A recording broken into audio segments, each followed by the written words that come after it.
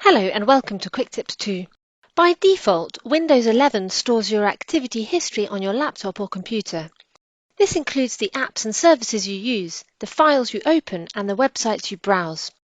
Today I'm going to show you how to stop your Windows 11 laptop or computer from storing your activity history. To do this, on your device, click on the Windows icon at the bottom left side of the screen. Then click on Settings. Next, click on Privacy and Security. Under Windows Permissions, click on Activity History.